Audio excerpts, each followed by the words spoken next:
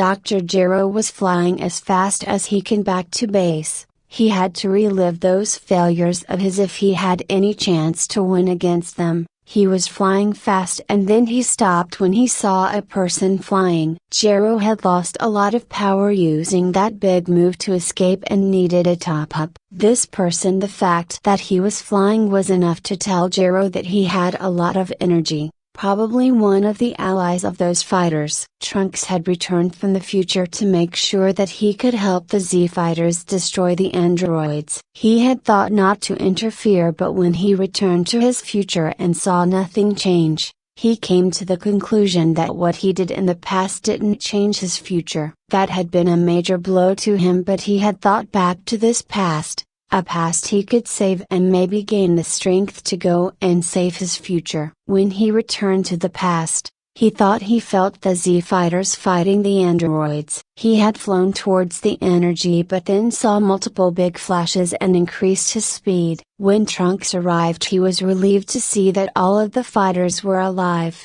That was already better than the future. "Oh Trunks, how are you doing?" Krillin had asked as he came down. He doubted that they had not sensed him as he arrived. "I'm doing okay, I just came to help with the androids." Vegeta just scoffed at him. "You're a little later for that, one of your toasters is already in pieces and the other has fled."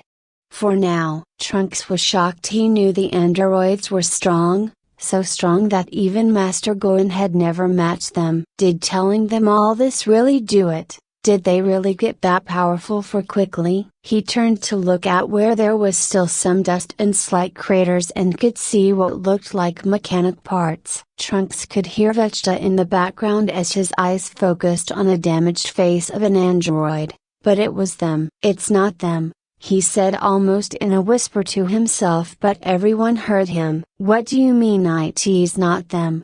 The Saiyan Prince shouted as he landed next to Trunks, turning off his Super Saiyan form. "I'm saying it's not them, they don't look the ones in my time.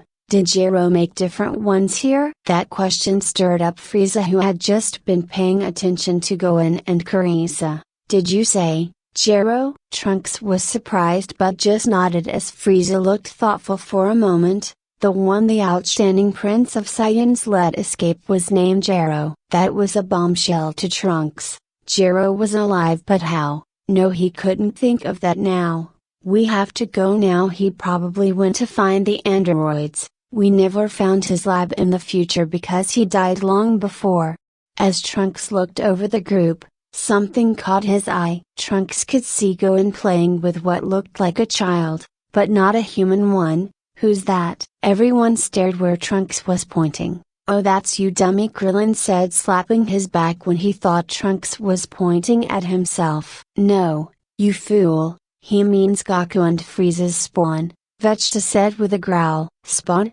What do you mean spawn?" Trunks asked, trying his best not to jump to conclusions because that baby couldn't be what he thought Vegeta meant. "I know you're young, but you can't be that stupid," Vegeta said, somewhat annoyed. "Goku, did you have a baby with Frieza?" Trunks asked with choked words because this was so far removed from his future. "Why yes, we did," Frieza answered with a smile on his face, so happy to see Vegeta's son so awestruck. But Gohan kept playing with Frieza, watching the look on Trunks' face that seemed broken. "While regaling you with my tale of how Frieza came to be would be fun, I suggest we get going. The prey is escaping."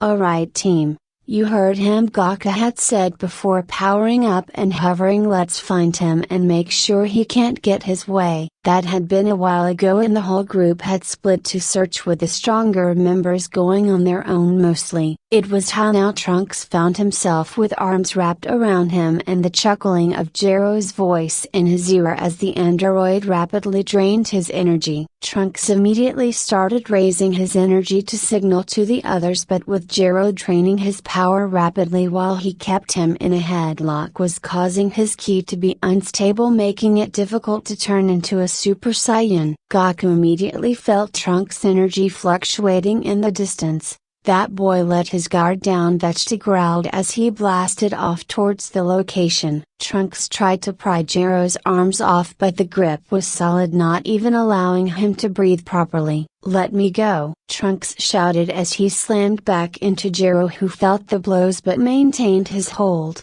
"And who might you be? Another of Goku's spawn? Your strength would suggest so, or you're one of those Saiyans." "Well, apologies for the short meeting, but I must get going," Jiro said as he kicked away Trunks, and before the Saiyan could turn to meet his eye, Dr. Jiro blasted him in the back, sending him crashing into the ground. "I'm tougher than you look," Jiro said before he sped off. It took a few moments before Trunks was able to kick the rubble off himself as the other Z-fighters arrived. "How could you fall to a machine, boy?" Vegeta asked as he hovered over the terrain looking around for Jiro. "Gee, thanks," Trunks said with a grunt as Krillin came down next to him and handed him a senzu bin. He took it and Trunks felt his energy start to return. "So I'm guessing they got you with that energy draining thing?" Krillin asked as Trunks just nodded. But the look on the boy from the future's face was hard as he clenched his fist. "How could I let myself be so careless?" Trunks felt someone standing in front of him and looked up.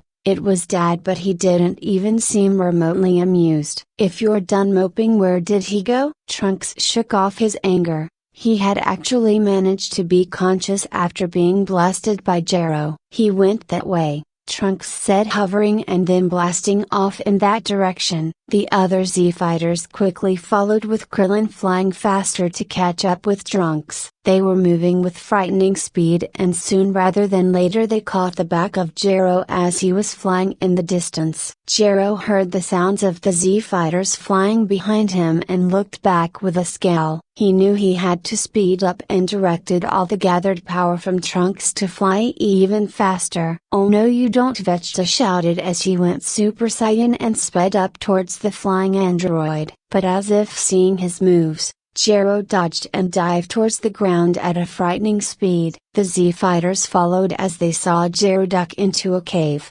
As the Z-fighters arrived a moment too late, as they saw a giant door slam shut. "Damn it!" Vegeta shouted as he slammed on the door, trying to get inside. "Come out, coward!" the Saiyan Prince shouted as he stood back and looked at the door with a small grin on his face. "You think this will stop me?" Vegeta said as he gathered energy in his bombs. "Don't do," Trunks tried to say, thinking they may be a trap. But it was too late as the blast sounded blowing up the door. Dust and smoke were everywhere and started to clear slowly, and in the smoke 4 silhouettes